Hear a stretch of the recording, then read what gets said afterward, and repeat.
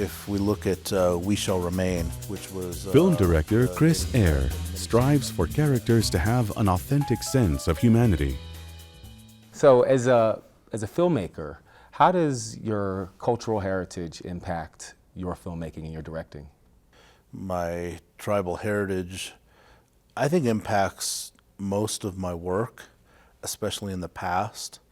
But I'm kind of in a newer place. I don't believe you can have your foot on the gas the whole time.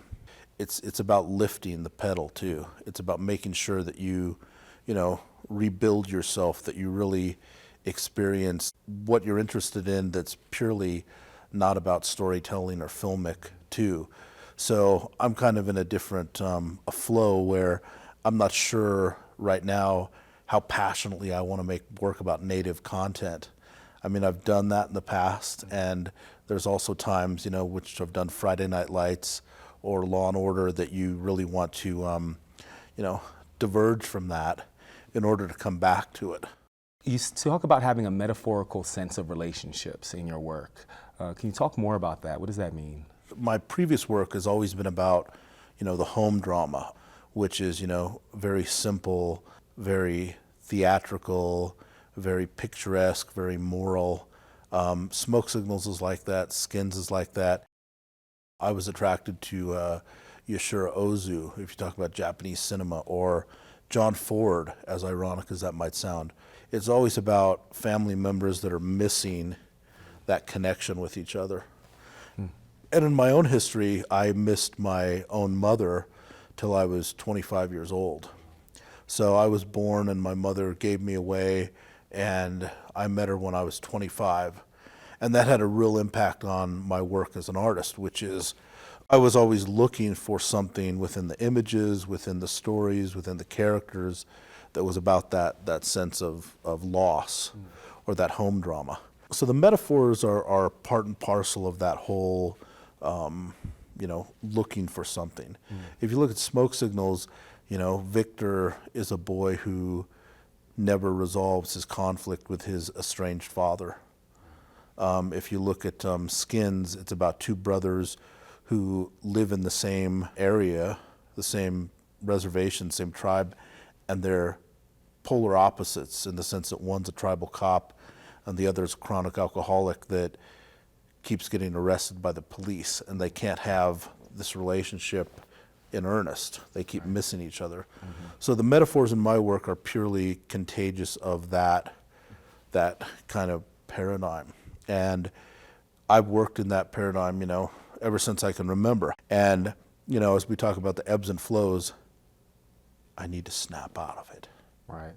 So, I teach my own, students as young filmmakers, we tell the same stories over and over again, musically, filmically, in literature. And at a certain point, you want to move on from that. So I think I'm in a different state of mind now where I'm going to make a comedy next. And I'm really excited not to go over the same territory that I have in the past. When you bring these characters to life, not just how do you do it, but why do you do it? There's a passage in A River Runs Through It, the Robert Redford movie, where Tom Skerritt's standing at the pulpit describing his son, Brad Pitt, that he's lost. And he says, how well do we ever really know each other? And it's that search. You can be married, you can have kids, you can be best friends with somebody. But what really intrigues me at the end of the day is how well do you actually really know when you shed all of these things of in the worldly sense, how well do you really actually know each other? How well do you really actually touch each other? And when I got into film, it was my mother, who I'd never seen as an adult, and it was me trying to touch that thing. And that's what I carried with me when I told stories, was trying to find that thing. And so really, for me, the metaphors are purely just ironically about, making filmic, fictional, synthetic work as a emissary for trying to get to reality or touching, somebody in reality. But it's about the medium, and it's about the expression. And so for me, I'm always just trying to see how close I can get to a certain reality. And in this case, it was always about, finding somebody that I was searching for. What do you look to bring to contemporary stories? Most of all, I look to bring a humanity to the characters. I mean, if we look at We Shall Remain, which was the Native American miniseries on PBS, Wes Studi, who plays Major Ridge in episode 3 called The Trail of Tears, we sat down and we said, now how is this different than any other historic telling of the Cherokee Trail of Tears? And Major Ridge was always thought of as the villain. He was the guy who took his family and Cherokees and willingly left Georgia and went to Oklahoma to relocate.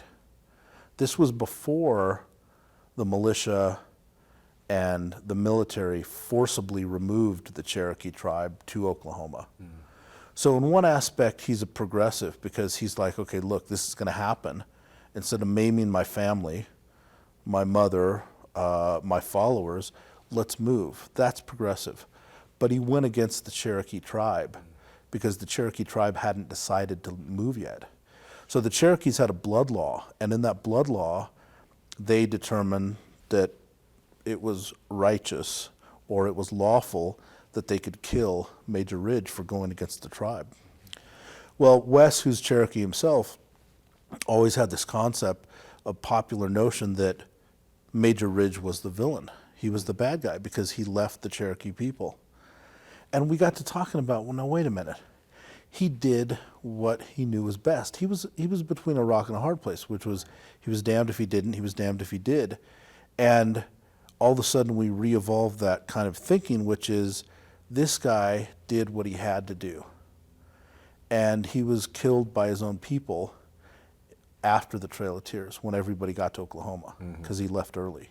Now that is the kind of thing that I want Americans to know about Native Americans, which is it's a whole three-dimensional person.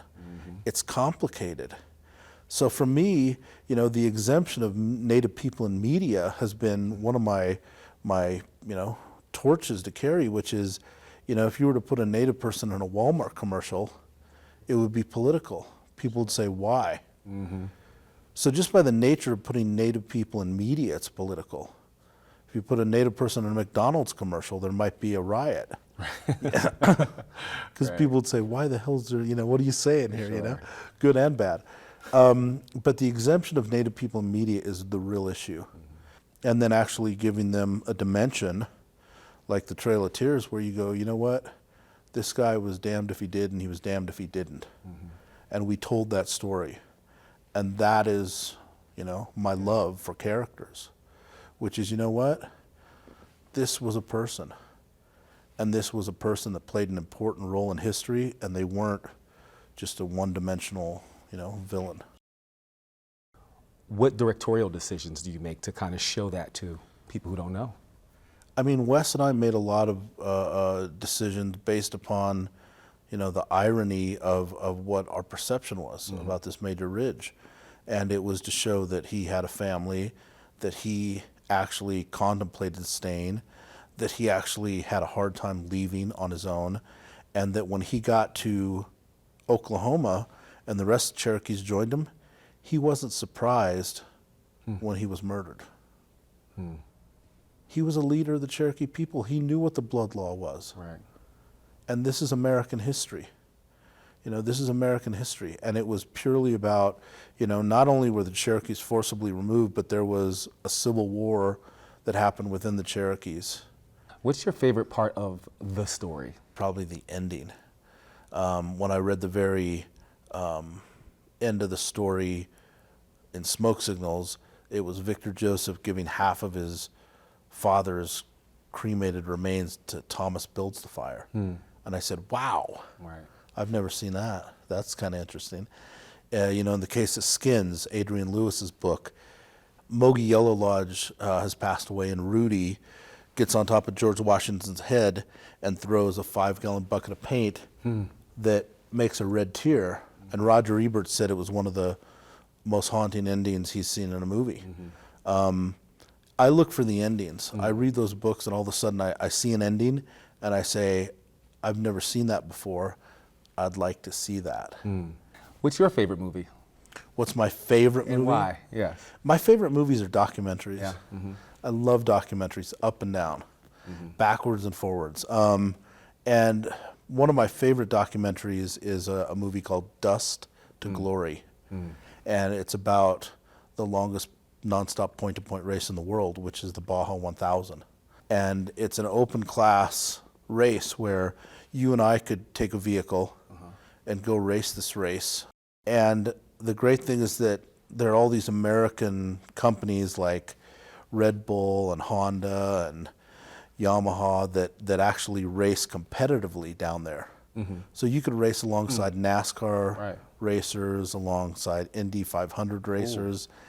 Anybody can do it. And then they talk about why people do it.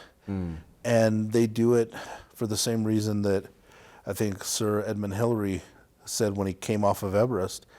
They said, why did you do that? And he said, because it was there. And so it's this great movie about people just running because they need to run. What is the role of the artist? It's literally about having a microphone in your hand and having something to say that's going to benefit those around you. It's a vehicle for entertainment. It's a vehicle for understanding. It's a vehicle for dialogue. But most important, it's a vehicle for people who have something to say. And for people that have something to say to people that don't want to hear them also. You know, you don't have to be the best when it comes to making art. You just have to be brave. You just have to go for it. I tell my students the same thing. You have to grab the microphone and you have to say something. And it's because everybody's important. Everybody's important. Everybody has something to say at some point. And it's, you know, about having the bravery to grab the microphone and say, okay, let me tell you something. And you might be wrong, but you got to have the bravery to say something. Watch Coloris next week as we talk more with Chris Ayer about his vision as a director. It's kind of like a piece of music where when the breakdown happens and the guitar solo starts, the thing levitates for a minute.